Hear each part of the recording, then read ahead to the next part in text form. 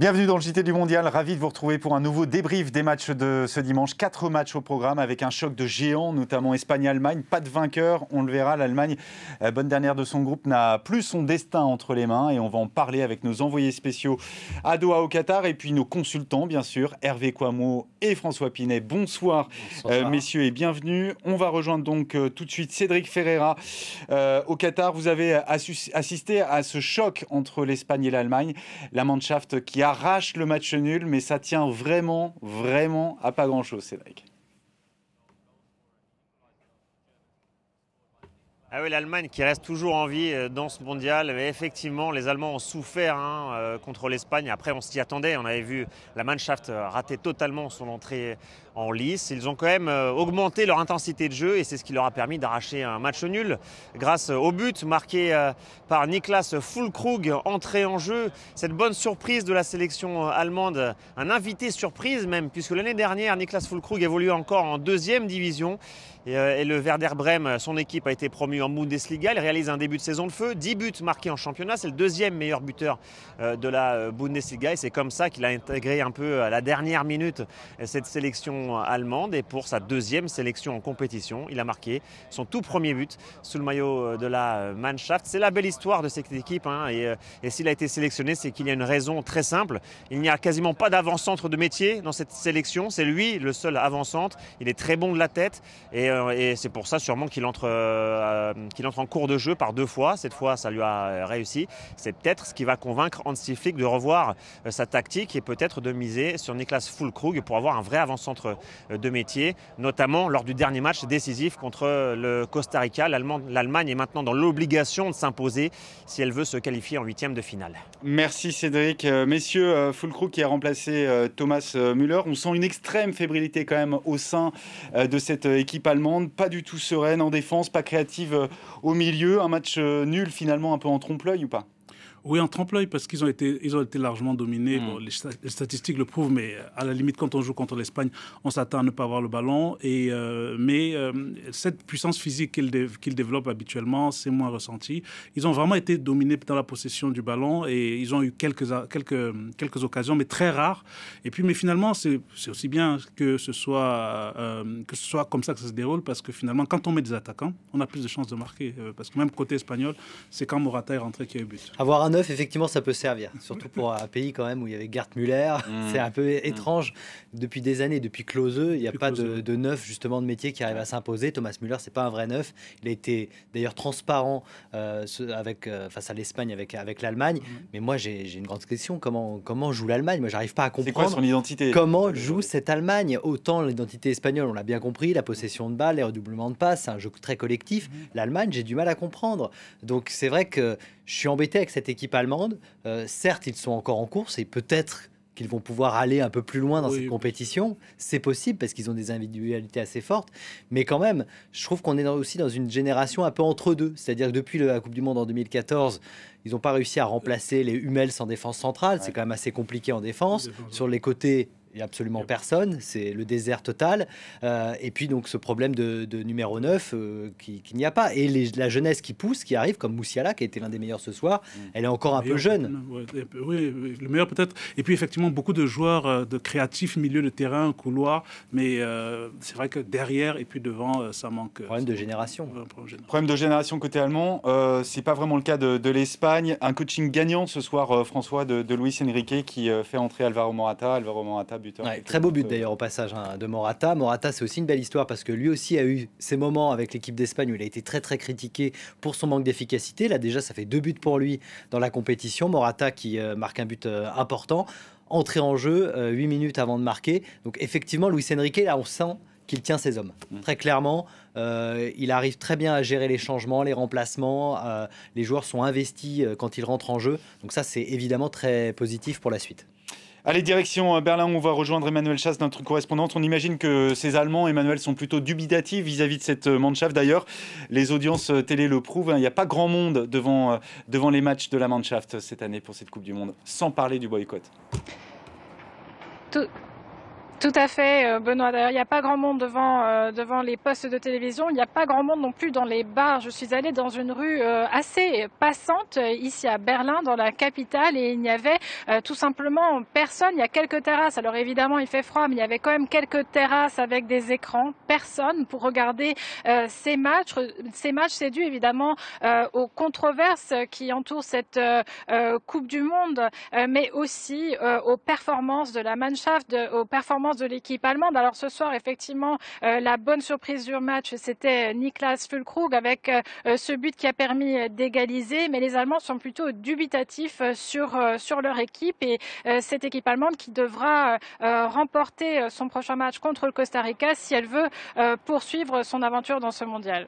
Merci Emmanuel, on va en parler justement du programme et puis du point sur ce groupe, le groupe E, le Costa Rica qui s'est relancé après avoir été étrillé, on s'en souvient, lors de la première journée par l'Espagne, une défaite 7-0, un tir cadré, un but pour les Costaricains, un tir cadré dans la compétition. Depuis le début de la Coupe du Monde, effectivement, et ils l'emportent 1-0, c'est 100% d'efficacité côté costaricain. Le point justement au classement de ce groupe E, on va le voir, l'Espagne qui conserve la tête de ce groupe mais qui n'est toujours pas qualifiée. Oui, ce soir, la seule équipe qualifiée pour les huitièmes, d'ores et déjà, c'est la France, l'Allemagne, qui n'est pas encore éliminée, mais elle n'a plus son destin entre les mains. Victoire obligatoire, impérative face au Costa Rica, en espérant que le Japon s'inclinera face à l'Espagne. Les Japonais qui ont pour le moment une meilleure différence de but que les Allemands.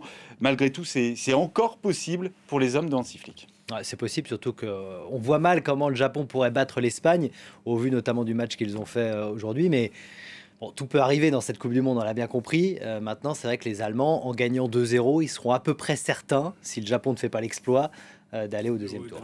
Et c'est un petit miracle. Allez, un peu plus tôt ce dimanche, la Belgique affrontait le Maroc, les Lions de l'Atlas qui s'offrent s'offrent la deuxième nation FIFA, une victoire 2-0 avec début de Saïs et du Toulousain Zakaria Abouklal dans le temps additionnel. La réaction tout de suite de quelques supporters marocains au Qatar et d'autres qui sont restés au pays. Écoutez. Honnêtement, c'est un sentiment indescriptible, une joie folle. L'équipe du Maroc a remporté une victoire historique contre une équipe qui occupait la 3e place lors de la dernière Coupe du Monde. La Belgique est une grande équipe, honnêtement, ils ont fait un super match. Mais je suis content pour nous, on a gagné. Et maintenant, on doit se concentrer pour battre le Canada et aller jusqu'au bout. Pourquoi pas? Il faut rêver. Je trouve qu'il était excellent et surtout qu'on a marqué 2 buts contre le meilleur gardien du monde en ce moment. Oh, le Maroc, hein, bravo, ils ont super bien joué, bravo. On a gagné, vive le Maroc. Voilà, vive le Maroc, une victoire totalement, en tout cas méritée des Lions de l'Atlas, beaucoup plus efficace, beaucoup plus réaliste, Hervé. Oui, mais surtout, c'est tout un groupe qui est concerné parce que, vous voyez, juste avant le début du match, Bounou ne peut pas jouer parce qu'il est un peu blessé. Mounir prend la place, il fait un match, il fait les 2 arrêts qu'il faut. Hakimi, il tire les dents, il serre les dents jusqu'au bout, et puis les changements portent. Et donc, c'est les 2 rentrants qui marque dans un but plein de culot de Sabiri, qui est aussi une belle histoire parce que comme Ribéry n'a pas fait de centre de formation, à 20 ans il joue en régional et puis progressivement il est passé par l'Angleterre et l'Italie. Et oui, et puis c'est maintenant en Italie qu'il arrive. Je crois que c'est sa 4e sélection et puis il marque ce but. Oui, vraiment une belle. Je crois que la FIFA le donne à Saïs qui touche légèrement le ballon. Effleure le ballon. Voilà. Un autre joueur qui a pesé sur cette rencontre, c'est Hakim Ziyech et c'est le joueur dont a voulu vous parler ce soir, Elliot Samuel. Regardez. Tout de suite. C'est peut-être le match de la rédemption pour Hakim Ziyech, le joueur de Chelsea qui a rendu une très belle copie pour signer la 3e victoire du Maroc dans une Coupe du Monde face à la Belgique ici au Al Toumama Stadium.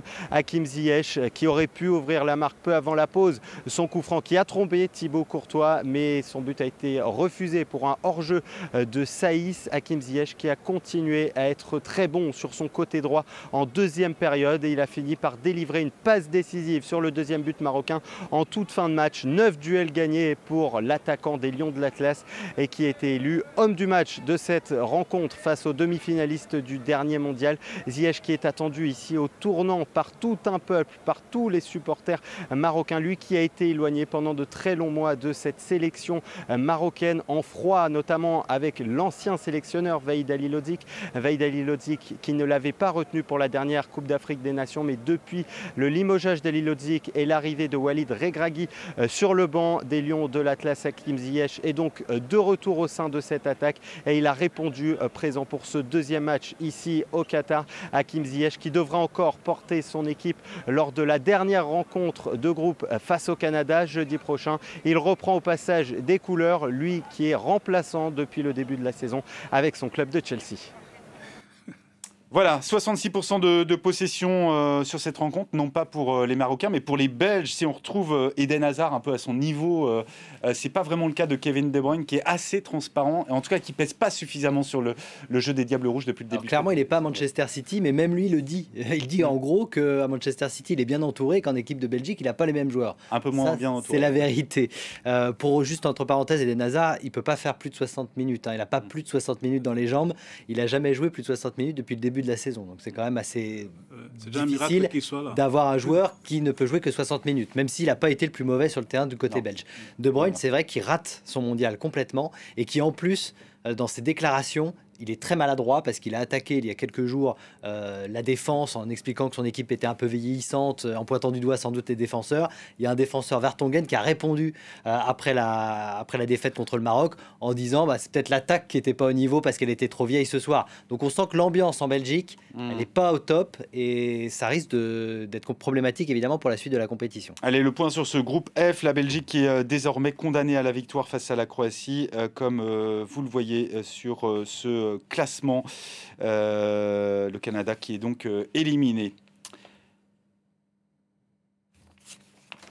Allez, au programme demain, la fin de cette deuxième journée, le groupe G et H. À 11h, le Cameroun face à la Serbie. À 17h, le Brésil face à la Suisse. Et puis le groupe H, à 14h, Corée du Sud, Ghana. Portugal face à Uruguay. Hervé Kouamouo, on est d'accord, il faut être devant sa télé, on imagine, demain matin pour Cameroun-Serbie. Oui, il faut être demain matin à 11h parce que ça fait 8 défaites d'affilée. Il ne faut pas que le Cameroun atteigne les 9 défaites qui seraient un record historique dans la Coupe du Monde. Il y a un peu de fébrilité, ça se ressemble. Des changements sont annoncés par le sélectionneur, mais il faut regarder ce match parce que il faut donner de la force aux Lions indomptables. Et vous, François, Portugal, c'est quoi votre choix pour Brésil-Suisse, pour voir comment le Brésil se débrouille sans Neymar, bien évidemment, et pour voir si le Brésil sera la deuxième équipe avec 2 victoires comme l'équipe de France. Ce sera un vrai rival des Français. Et puis, bien sûr, Portugal-Uruguay, pour voir aussi les Portugais à l'œuf face à une équipe d'Uruguay toujours très solide. Allez, à quelques heures du deuxième match donc des Lions indomptables, l'effervescence et l'espoir de la qualification restent intacts. Vous allez le voir au Cameroun, à Yaoundé, les marchés sont plus que jamais aux couleurs de la sélection nationale. Le reportage sur place de Tony Michael Menga et de Michael Steve Mvondo. Dans les dédales de ce marché populaire de Yaoundé, Grace n'arrête pas de proposer ses maillots aux nombreux fans des Lions indomptables qui entrent dans sa boutique. Voilà 12 000 ici. Je vais encore vous présenter donc le préféré même. Malgré la défaite du Cameroun face à la Suisse jeudi dernier, l'affluence reste intacte, surtout à quelques heures du deuxième match des Lions indomptables contre la Serbie. Une rencontre très attendue par Grace, qui, comme tout le Cameroun, rêve d'une première victoire. Depuis le matin, j'allais vendu même 30 maillots déjà, au bon prix, ça sort bien, on n'a pas de problème. Les Camerounais achètent, on a toujours l'espoir.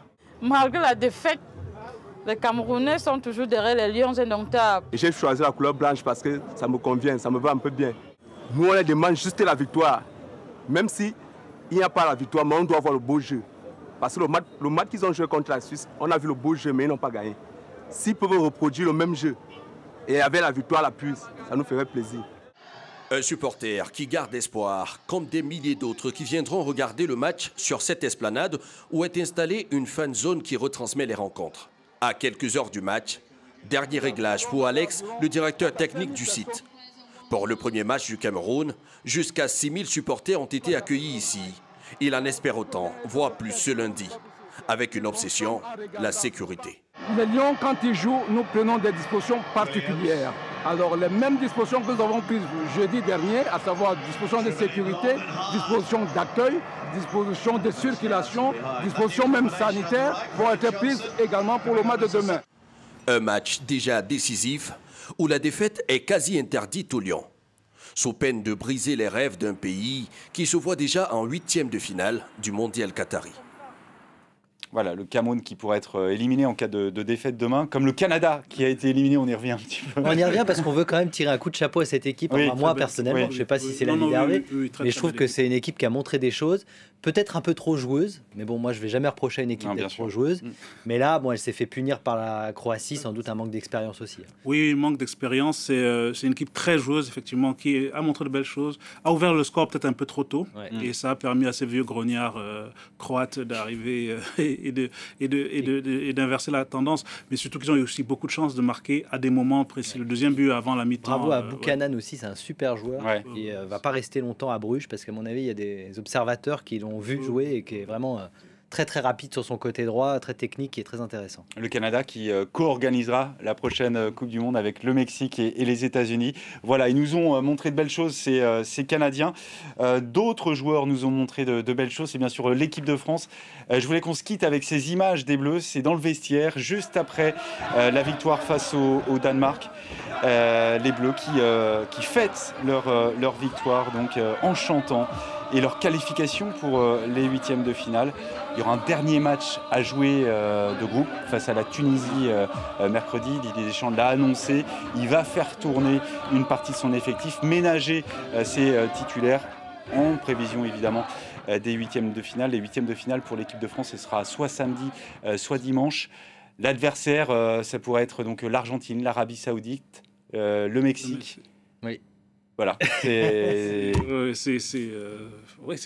l'un des trois. Mais il vaut mieux éviter l'Argentine. Ça peut être la Pologne aussi. La Pologne. Et c'est la Pologne. Oui, c'est vrai, aucune équipe n'est éliminée. Il vaut mieux éviter l'Argentine. Il vaut mieux éviter l'Argentine. Oui, parce que même s'ils ne sont pas dans une grande forme, sur un exploit vite arrivé, vous avez Di Maria qui d'une frappe peut changer la donne. On disait la même chose en 2018. Il vaut mieux éviter l'Argentine, on se souvient de la suite.